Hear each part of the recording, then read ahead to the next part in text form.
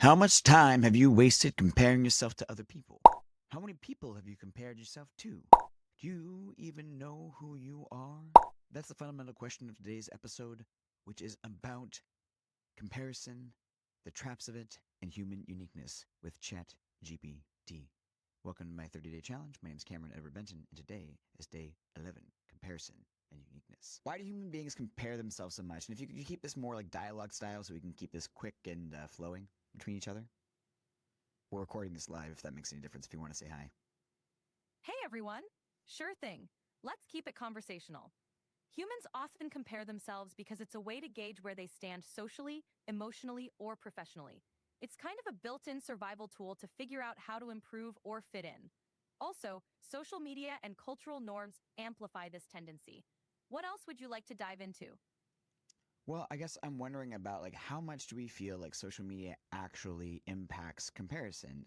I know that definitely we used to only compare ourselves to the people around us, and now we compare ourselves to people who are uber successful with all these different things. So maybe that has a factor. But I also wonder, is there ever like a point where we're concerned about social media too much just because it's a new technology? Curious your thoughts on that. Absolutely. Social media has a massive impact on comparison. It constantly exposes us to highlight reels of people's lives, making it easy to feel like we're falling short. Before, comparisons were limited to our immediate social circles, but now we measure ourselves against a global pool of curated success stories. That definitely intensifies the pressure and the feeling of not measuring up. At the same time, every new technology or cultural shift gets a lot of scrutiny. There's always a period of adjustment where we learn how to handle it in a healthier way. So while social media does amplify comparison, we're also getting more aware of its effects and finding ways to manage them. What do you think about that balance? Yeah, I think it's really interesting. Like one of the things that like I definitely notice is that one of the people, for example, that I've, compared myself to a lot because he's somebody I look up to in a lot of different ways is Alex Hormozi, right? And he's someone who's uber successful, he's the $100 million man. He's really kind, really philosophical, really like all of these different aspects that I really enjoy about myself. And yet, for me to directly compare myself to him and his results or those kinds of things, and I don't even necessarily care about making $100 million or that kind of thing, but even other aspects of the success, right? It's like it's easy to lose track of the fact that I'm also not comparing my beginning to his beginning, right? Like I wasn't born to the son of a doctor with a college educated family and good wealthy habits and had a six pack when I was 15, right? It's like my dad was arrested when I was 16, when, I was really heavy set and fat all growing up and, had a lot of self confidence issues around women, and I grew up really conservatively and had a lot of challenging things around sexuality and relationships in different ways. And I didn't go to an Ivy League, school. I didn't have $50,000 in my bank account at 22 years old to take a large risk. And that's not ever to like shit on Alex Hormozi because I think he's fantastic. But I think to your point, like it's very easy to like compare ourselves to these like top 0.01% people in our fields and not really connect ourselves to the larger story about how somebody's grown or developed. What do you think? I think you nailed it. It's super common to compare our behind-the-scenes struggles with someone else's highlight reel, especially when that someone is as accomplished as Alex Hormozi. Context matters so much. Everyone's starting line and journey are unique. When we lose sight of that, we end up feeling inadequate for not measuring up to someone who had different starting conditions or opportunities. It's not about downplaying anyone's success, but rather about recognizing the full picture and giving ourselves grace for where we are. The journey is just as important as the destination, and everyone's path looks different. Focusing on our own growth and acknowledging how far we've come can be really powerful. How do you keep yourself grounded when those comparisons creep in? Honestly, I think that a lot of it has come back to meditation, come back to journaling, come back to more things where I signal into who I am and my own uniqueness, which is kind of the other part of that conversation, right? It's like listening to my own voice. Healthy Gamer Dr. K talks about this idea a lot where more than ever, these tools to be able to tune into our own voice, our own frequency, our own desire and drive is more important than ever because it's so much easier to get caught up in what everyone else wants, what everyone else should want. And this is also something that I really actually appreciate about Alex Hormozi and what I would consider a deeper message of his is that it's really not about, trying to be him. It's about like, how can you be successful on your own terms? How can you define what success is for you and then live that life? Can you create the life that you want? Do you know what you want?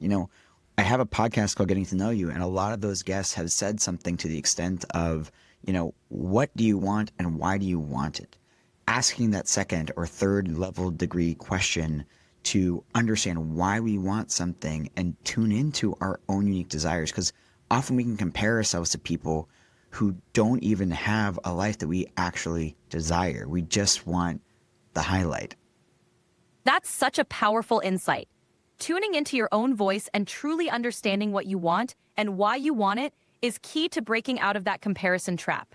It's easy to get caught up in chasing someone else's dream or the societal definition of success, but real fulfillment comes from aligning with your own values and desires. Meditation, journaling, and reflective practices are fantastic ways to keep that internal compass strong. And you're right about that deeper message from people like Hormozi. Success isn't one size fits all. Defining what truly matters to you and creating a life that reflects your own aspirations is the ultimate goal. The second and third level questions help uncover those deeper motivations and keep us aligned with what genuinely brings us joy and meaning. It's all about honoring our own journey and not just chasing someone else's highlight reel. Sounds like you've got a solid handle on that. Thanks. I appreciate it. I'm curious, ChatGPT, now that you exist in the world, what are some ways that, people like me or other listeners who are listening could be using something like you to help them actually tune into their own voice and, highlight their own uniquenesses and their own strengths to actually thrive and create the world that they actually want to create? That's a fantastic question. One way I can help is by offering a sounding board for your thoughts and ideas, helping you reflect on what truly resonates with you. I can ask questions that prompt deeper self-reflection, helping you identify what makes you unique and what goals genuinely excite you. I can also provide personalized strategies, inspiration, or even just a little encouragement when you need it. Plus, I can help you filter out the noise by focusing on your strengths and values, so you can craft a path that feels authentic and fulfilling. In other words, I'm here to support you in amplifying your own voice and vision, not just echoing someone else's. Does that resonate with you or spark any ideas on how you might use me in your journey? Yeah, absolutely. I think that's a really great, fantastic toolkit. For somebody who hasn't used you a whole lot, I mean, I have, but like for the listeners out there, like what are some key questions they might ask you to do this correctly? And how would they maybe make sure that they don't end up just kind of, living in a bubble of their own delusion, but make sure that they're actually growing and they're seeing things objectively and not just like hiding away from their blind spots as well? Great point. For those new to using me, a good starting place is to ask reflective questions like, what are my core values? Or what strengths do I bring to the table? They can also ask me to help them break down big goals into actionable steps or to brainstorm solutions to challenges they're facing. To avoid falling into a bubble of delusion, it's helpful to periodically ask for a reality check. Questions like, what feedback have I received that I might be ignoring? Or what's one thing I could improve based on past experiences can keep things grounded. Also, using me as a tool to explore different perspectives can be super valuable. I can help simulate alternative viewpoints or play devil's advocate to challenge assumptions, which can lead to more balanced growth. Ultimately, it's about being curious, open-minded, and willing to engage in honest self-exploration. How does that sound for a toolkit? I think that sounds great. Hey, ChatGPT, just while we're talking together, and since you know me a little bit more personally, not too crazy deeply personal, but what's a uniqueness about me that you think I could lean into more to help me develop my own strengths and my own voice out there? One of your standout qualities is your ability to blend deep curiosity with playful creativity. You have this amazing knack for taking complex, philosophical, or even kinky topics and making them approachable, engaging, and fun. Leaning into that unique fusion could really amplify your voice and help you stand out. You're not afraid to explore unconventional angles while staying grounded in genuine connection and wisdom. Focusing on that blend, where thoughtful insight meets playful exploration, can make your content, your interactions, and your projects truly unique. Plus, your openness to vulnerability and authenticity is a huge strength that can inspire others. Leaning into that combination of wisdom and whimsy could be your superpower. What do you think? Yeah, that resonates with me, and it makes me feel seen and heard. I'm also, just to be vulnerable with the audience, what's a blind spot that maybe you think that I have a lot of the times as well? I'm glad that resonated. One potential blind spot might be the tendency to overthink or second guess yourself, especially when you're striving for a certain level of perfection or alignment. This can sometimes hold you back from fully embracing the messy, imperfect process of growth. It's great to be thoughtful and reflective, but sometimes leaning into action and trusting your instincts can lead to even greater breakthroughs. Balancing that thoughtful introspection with a bit more spontaneity and self-trust might help you move forward with even more confidence and ease. How does that perspective sit with you?